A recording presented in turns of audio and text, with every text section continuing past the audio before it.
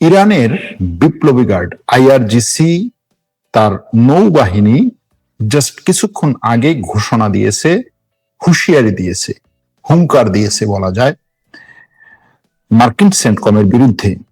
সরাসরি মার্কিন সেন্টকমকে উদ্দেশ্য করে বলেছে, এই মার্কিন সেন্টকম, তুমি এই মধ্যপ্রাচ্য অঞ্চলে কি করছো, কোথায় বিচরণ করছো, তোমার নৌবাহিনীর জাহাজগুলো কোথায় চলাচল করছে, কোন দিকে যাচ্ছে, তোমার ছোট বড় বোটগুলো কোথা থেকে কিভাবে কি কাজ করছে, সবকিছু আমরা নজরদারি করছি। তোমাদের কোনো কিছুই আমাদের নজরদারির বাইরে না, এবং তোমাদের উপরে আমরা যে হামলার পরিকল্পনা করছি সেটা খুব শীঘ্রই আসছে, খুব শীঘ্রই আসছে, ঘন্টাও বাকি নেই। এটা হচ্ছে ইরানের বক্তব্য। এবং শেষে তারা বলছে ওয়েট অ্যান্ড সি। ইরানের আইআরজিসির বক্তব্যটা নিয়ে আসছে কে? নিয়ে আসছে ইরানের রাষ্ট্রীয় media Islamic Republic of Iran, এটার যে ব্রডকাস্টিং ইনস্টিটিউট যদি বলি। তো ইরানের এই হুমকি কেন বা কি জন্য, কতটা এই হুমকি কাজ করতে পারে, এটা নিয়ে আজকে একটু কথা বলবো। এর বাইরে আজকে সকালে ইরান এই মধ্যপ্রাচ্য অঞ্চলের 6টা আরব দেশে হামলা করেছে বলেছে। ইরান 6টা আরব দেশে হামলা করেছে। সকালে লাইভে বলেছিলাম যে সেই 6টা আরব দেশের মধ্যে সিরিয়া একটা, জর্ডান একটা। জর্ডান বলছে যে এই ইরান, তুমি যে আমার উপর আক্রমণ করছো আর বলছো যে আমার দেশে মার্কিন সামরিক ঘাঁটি আছে, শোনো আমার মার্কিন সামরিক ঘাঁটি নাই ভাই, তুমি আমার উপর আক্রমণ করো না। এটা হচ্ছে জর্ডানের কথা। জর্ডান আজকে বলছে মার্কিন সামরিক ঘাঁটি নাই জর্ডানে। জর্ডানে যেটা আছে সেটা হচ্ছে মার্কিন বাহিনীর সাথে তাদের দ্বিপাক্ষিক সন্ত্রাস বিরোধী চুক্তি বা দ্বিপাক্ষিক চুক্তির অধীনে কিছু সৈন্য সন্ত্রাস বিরোধী বিভিন্ন অভিযান পরিচালনায় সহযোগিতা করছে, ট্রেনিং দিচ্ছে, এরকম কিছু। এটা হচ্ছে জর্ডানের কথা। আর কুয়েত সকালবেলা বলেছিল যে আমাদের দিকে যতগুলো ইরানি আক্রমণ আসছে সবগুলো আমরা প্রতিহত করেছি। কুয়েত বলেছে, বাহরাইন বলেছে, কাতার বলেছে, আর তারপরে হচ্ছে আমিরাত বলেছে, সবাই বলছে যে আমরা ইরানের আক্রমণগুলোকে প্রতিহত করেছি। শুধুমাত্র সিরিয়া কোনো কিছু এখনো পর্যন্ত বলে নাই। এই আক্রমণ প্রতিহত করেছি বলার পরই দুপুরের দিকে কুয়েতের সেনাবাহিনী বলছে যে কুয়েতের সেনাপ্রধান হাসপাতালে গিয়েছেন অসুস্থ সৈন্যদের দেখতে। অসুস্থ সৈন্যদের দেখতে হাসপাতালে গিয়েছেন কেন? তারা কিভাবে অসুস্থ হলো? তারা আহত হয়েছে। কিভাবে আহত হয়েছে? ইরান আক্রমণ করেছে। কোথায় আক্রমণ করেছে? সামরিক ঘাঁটিতে আক্রমণ করেছে। তো ইরান সকালবেলা বলছিল যে আমি তোমার সামরিক ঘাঁটিতে আক্রমণ করেছি, তখন বলছে আমরা সব প্রতিহত করেছি। যাই হোক, গেল সেটা। দুপুরের দিকে এসে ইরান বলছে যে আমি যে 6টা দেশে আক্রমণ করেছি তার মধ্যে কাতারের আল উদেইদা সামরিক ঘাঁটি, যেটা মার্কিন যুক্তরাষ্ট্রের এই অঞ্চলের সবচাইতে বড় সামরিক ঘাঁটি, ইরান বলছে সেই সবচাইতে বড় সামরিক ঘাঁটির নজরদারি যে রাডার আছে, আমি সেই রাডারে আক্রমণ করেছি এবং সেখানে লং রেঞ্জের মিসাইলে আক্রমণ করেছি। এটা ইরানের বক্তব্য। এর বাইরেও আরো যে সমস্ত দেশে আক্রমণ করেছে সে সমস্ত দেশেও ইরানের কথা যে আমি সামরিক টার্গেট আক্রমণ করেছি, এর কিছু করিনি। কিন্তু কুয়েতের কথা হচ্ছে আজকে সকালে ইরান তার পানি সাপ্লাই বা পানি শোধনাগার, যেটা লবণ পানি শোধন করে মিঠা পানি বা খাবার পানি বানায় যে সিস্টেম, সেই পানি শোধনাগারে আক্রমণ করেছে। এছাড়াও তার বিদ্যুৎ সাপ্লাই লাইনে আক্রমণ করেছে, যে কারণে সেখানে বিদ্যুৎ ব্যাহত হচ্ছে। এবং কুয়েত জরুরি অবস্থা জারি করেছে যে এই পরিস্থিতি মোকাবেলার জন্য জরুরি অবস্থা জারি করতে হবে।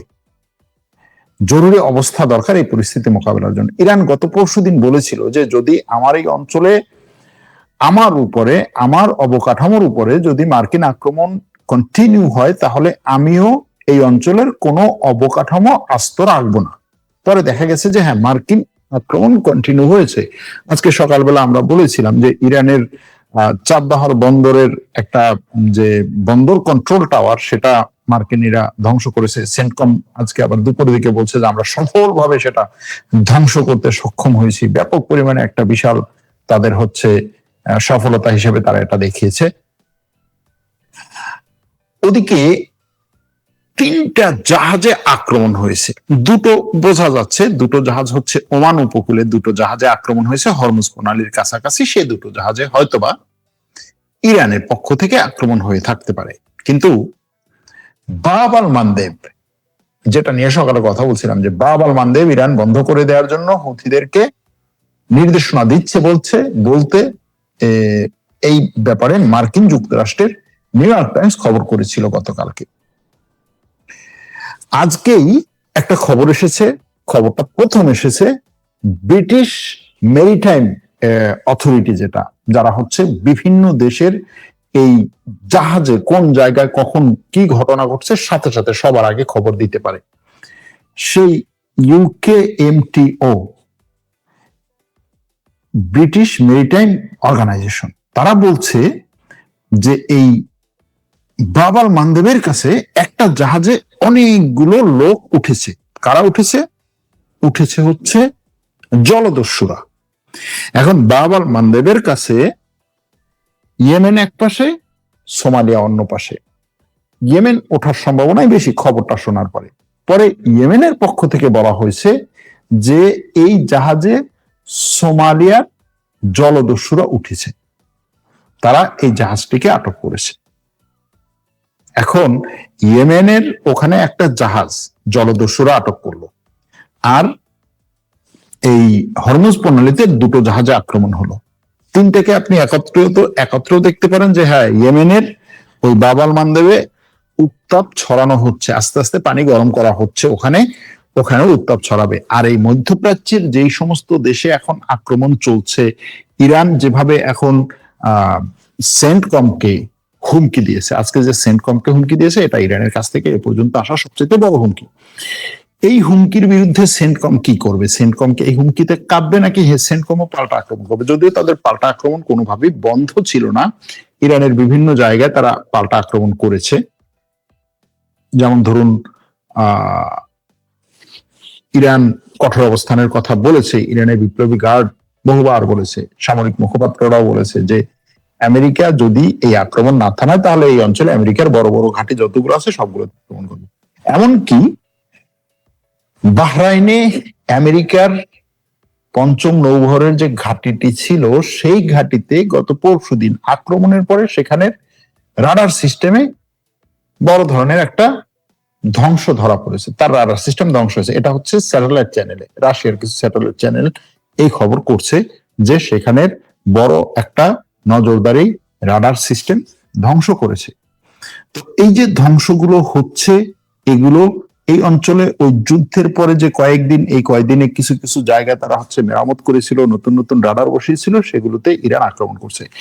ইরান আরো একটা কথা আজকে বলেছে, সেটা হচ্ছে যে আমরা আমেরিকার বিরুদ্ধে এমন সব অস্ত্র নিয়ে এমন ভাবে আঘাত করব যে আঘাত তারা কখনো কল্পনাও করতে পারে নাই।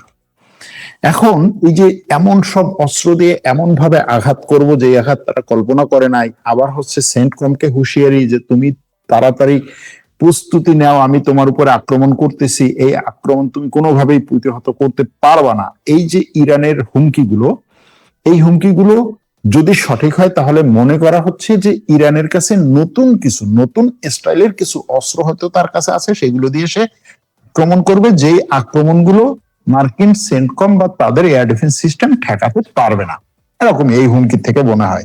আর যদি সত্যি সত্যি এই হুমকি শুধুমাত্র হুমকি হিসেবে থাকে, তাহলে হয়তো দেখা যাবে যে 2-3 দিন পরে যে ইরানের কাছ থেকে কোনো আক্রমণ আসে না। এখন দেখা যাক সেটা কি হয়।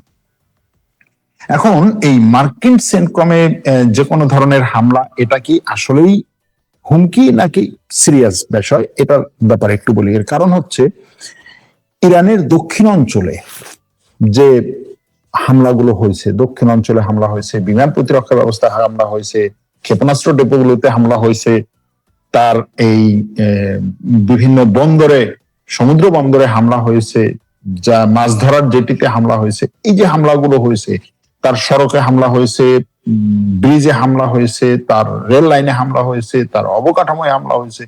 এই হামলাগুলোর বিরুদ্ধে ইরান যতটুকু করছে সেটা আসলে যথেষ্ট না, কারণ যে পরিমাণ হামলা তার উপর হয়েছে তার পাল্টা হামলাটা সেই পরিমাণে না। যে কারণে সেন্টকমের বিরুদ্ধে তার হুঁশিয়ারি দেওয়াটা দরকার। দরকার এই জন্য যে তার সাপোর্টার যারা আছে, তার সমর্থক যারা আছে, তাদেরকে উজ্জীবিত রাখতে এবং তাদের কাছে একটা বার্তা দিতে যে তুমি কোনো ধরনের বিক্ষোভ এটা সেটা করো না, আমি দেখতেছি, সেন্টকমকে দেখো আমি হুঁশিয়ারি দিচ্ছি, সাইজ করব, দেখা যাক সেটা কি হয়। এখন এই যে সেন্টকমের এই অঞ্চলে মূল যে সমস্ত কমান্ড গুলো আছে, যেমন ধরেন আল তানাফ অঞ্চল, সেন্টকমের মূল যে বিশেষ অভিযান এবং কমান্ড সেন্টার, সেখানে গতকালকে হঠাৎ করে আকস্মিক একটা হামলা চালিয়েছিল। সেটা কোথায়? সিরিয়াতে। সিরিয়ার এই হামলা তারা প্রত্যাশাও করে নাই। তো এই যে হঠাৎ করে তাদের উপরে হামলা, যেখানে তারা প্রত্যাশা করে নাই সেই জায়গায় হামলা, এরকম হয়তো আরো কিছু জায়গা হয়তো ইরান নির্ধারণ করে রাখতে পারে যেই জায়গাগুলোতে সে হামলা করার চিন্তা ভাবনা করছে। তবে অনেকের এই প্রশ্ন আছে যে ভাই আপনি এখানে বলতেছেন তাকে যে সে এরকম ভাবে বলছে, তাহলে আগে থেকে তার বলার দরকার কি?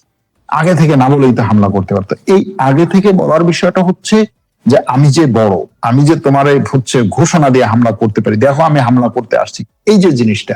এরপরে হামলা যতটুকুই হোক, হামলায় যাই হোক, এরপরে যদি একটা হামলা করতে পারে যে দেখো সে কিন্তু বলেছিল হামলা করবে, এই দেখো হামলাটা করেছে, তখন এটার একটা বড় ধরনের ইম্প্যাক্ট হয় আর কি। সেটাও সে করার চেষ্টা করছে। ওদিকে আমেরিকা ইসরায়েলের মধ্যে যে দ্বন্দ্ব, যে কোন্দল কথা বলেছিলাম, সেটার আরেকটা খবর আজকে বলে দিয়ে রাখি। সেটা হচ্ছে লেবানন, আমেরিকা এবং ইসরায়েল, মানে আমেরিকার মধ্যস্থতায় লেবানন এবং ইসরায়েলের মধ্যে আজকে ওয়াশিংটনে একটা মিটিং হওয়ার কথা ছিল। মিটিংটা সরাসরি ফেস টু ফেস না, ভার্চুয়াল মিটিং। তিন দেশের সেনা কর্মকর্তাদের মধ্যে একটা মিটিং, যে লেবাননের সমস্যা সমাধান করার জন্য। আমরা জানি যে এই মিটিং, এই সমস্যাগুলো সমাধানের জন্য আমেরিকা ইসরায়েলকে একটু চাপ দিচ্ছে যে তুমি লেবানন থেকে সরে যাও, লেবাননের তোমার কিছু জোন বের করে দিচ্ছে, এর বাইরে তুমি যাবা না, এরকম অনেক কিছু। এবং আমেরিকা সেটা ইসরায়েলকে মানতে বলছে। ইসরায়েল বিভিন্ন ভাবে এটা নিয়ে হচ্ছে তালবাহানা করেছে। এখন গতকালকে আমরা জানি যে গতকালকে খবরটা আপনারা দেখেছেন যে ইসরায়েলের প্রধানমন্ত্রী আমেরিকা সফর বাতিল করেছে। সে সেখানে বাহানা দিয়েছিল বা অজুহাত দেখিয়েছিল যে লিন্ডসে গ্রাহামের অন্ত্যেষ্টিক্রিয়া দেরিতে হবে এজন্য। আজকে এই যে তাদের মিটিংটা বাতিল করেছে, সামরিক মিটিং যেটা হওয়ার কথা ছিল, সামরিক মিটিং, সেই ভার্চুয়াল মিটিংটা বাতিল করেছে। কেন বাতিল করেছে? কোনো কারণ দেখায়নি। বলছেন আমরা মিটিং করব না। কার সাথে করবে না? লেবাননের সাথে না আমেরিকার সাথে? ইসরায়েল যে মিটিংটা বাতিল করছে, লেবাননের সাথে না আমেরিকার সাথে? প্রশ্ন হচ্ছে এইখানে। আমেরিকার সাথে। মিটিং করবো না, তোমার কথা আমি চলবো না, তুমি আমার চাপ দিচ্ছ লেবানন থেকে বেরোতে, আমি বেরোবো না, তো তুমি মিটিং এ বসে আমার চাপ দিবে, মিটিং আমার দরকার নেই। দ্বন্দ্বটা আস্তে আস্তে বিভিন্ন লেভেলে যাচ্ছে এবং এটা আরো যাবে, বিভিন্ন জায়গায় যাবে, দেখবেন। এখন এই যে আমেরিকা ইসরায়েলকে চাপ দিচ্ছে যে তুমি লেবাননে আক্রমণ করিও না, তুমি সিরিয়া থেকে উঠে যাও, কিন্তু ইসরায়েলের তো আক্রমণ করে বাঁচতে হবে। ইসরায়েলের বর্তমান সরকারের আক্রমণ করে বাঁচতে হবে। আক্রমণ ছাড়া সে একটা দিনও বাঁচতে পারে না। সে কি করেছে আজকে? গাজা ভূখণ্ডে এই মনে হয় গত কয়েক মাসের মধ্যে সবচাইতে বড় আক্রমণটা করেছে। গাজায় কিছু মানুষ, নুসাইরাত যে শরণার্থী শিবির, নাই এখন তেমন কিছু, নুসাইরাত শরণার্থী শিবিরের কাছে কিছু মানুষ জানাজার জন্য একত্রিত হয়েছিল। ইসরায়েলি ড্রোন সেই জানাজায় হামলা করেছে।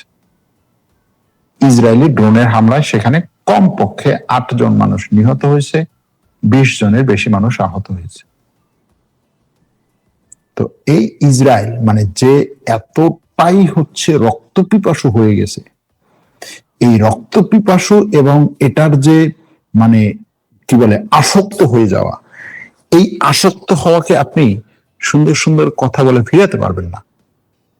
আমেরিকা এখন যেটা চাইছে, সুন্দর সুন্দর কথা বলে ফিরাতে চাইবেন, সে শেষ পর্যন্ত গিয়ে আপনাকে কামড় দিবে। অন্য কোনো জায়গা থেকে রক্ত না পেলে সে আপনাকে কামড় দিবে, কারণ সে রক্ত খেয়ে বাঁচতেছে, এরকম একটা অবস্থা। এখন এর বাইরে হরমুজ প্রণালী খোলা আছে নাকি বন্ধ, এটা নিয়ে অনেক কথা, যে হরমুজ প্রণালী খোলা নাকি বন্ধ। আমেরিকা বলছে আমি হরমুজ প্রণালী বন্ধ করে দিয়েছি, ইরান বলছে হরমুজ প্রণালীর কন্ট্রোল আমার কাছে। এবং আন্তর্জাতিক যে সমস্ত আন্তর্জাতিক যে সমস্ত কি বলে এই হরমুজ প্রণালী বা এই নৌ যোগাযোগকে ট্র্যাক করে বা নৌ যোগাযোগকে মনিটর করে, এরকম যে সমস্ত সংস্থা আছে, তারা বলছে তাদের মনিটরিং এ দেখা গেছে যে হরমুজ প্রণালী দিয়ে এখনো কালে ভদ্রে একটা দুটো জাহাজ যাওয়া আসা করে। কোথা দিয়ে করে? ইরানের নির্দিষ্ট যে লাইন, সেই লাইনের মধ্যে দিয়ে। তার মানে হচ্ছে ইরান হরমুজ প্রণালীর কন্ট্রোল ঠিকই করতেছে এবং সে যেভাবে বলতেছে সেভাবেই হরমুজ প্রণালী দিয়ে জাহাজ যাচ্ছে আসছে। কিন্তু আমেরিকা যেটা বলছে যে হরমুজ প্রণালী আমি ঘেরাও করে রাখছি, আমি যেটা বলতেছি সেটা, তার সে বলছে গতকাল রাতে সে 3টা জাহাজকে হচ্ছে হরমুজ প্রণালী দিয়ে যাওয়ার ক্ষেত্রে সে 3টা জাহাজকে ডাইভার্ট করেছে। এখন এই জায়গায়, এমন একটা জায়গাতে আমরা আছি, আপনি কার কথা বিশ্বাস করবেন আর কার কথা বিশ্বাস করবেন না, কার কথা বিশ্বাস করবেন আর কার কথা বিশ্বাস করবেন না।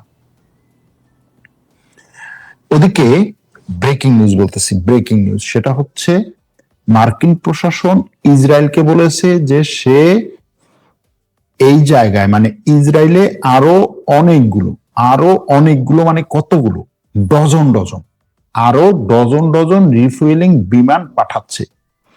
এবং এই রিফুয়েলিং বিমান কেন পাঠাচ্ছে? আমেরিকার বিরুদ্ধে, এই ইরানের বিরুদ্ধে আক্রমণ করতে।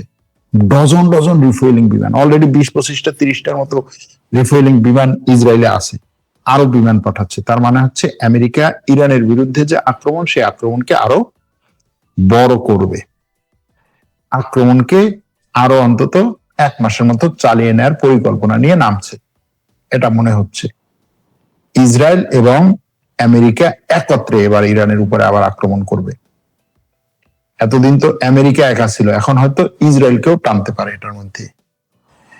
অথবা সকালে যেটা বলেছিলাম যে আমেরিকা ইসরায়েলকে এখান থেকে দূরে সরিয়ে রেখে এটাকে আমেরিকার ইরানের বিরুদ্ধে নিজস্ব একক একটা যুদ্ধ হিসেবে দেখিয়ে এই মধ্যপ্রাচ্যের মুসলিম দেশগুলোর উপরে ইরান যেন আরো বেশি আক্রমণ করে এবং এই মুসলিম দেশগুলোতে আরো বেশি ক্ষয়ক্ষতি হয় এবং শেষ পর্যন্ত আমেরিকার সাথে যেন এই যুদ্ধে যোগ দিতে বাধ্য হয়, সেরকম একটা পরিস্থিতিতেও নিয়ে যেতে চাইতে পারে।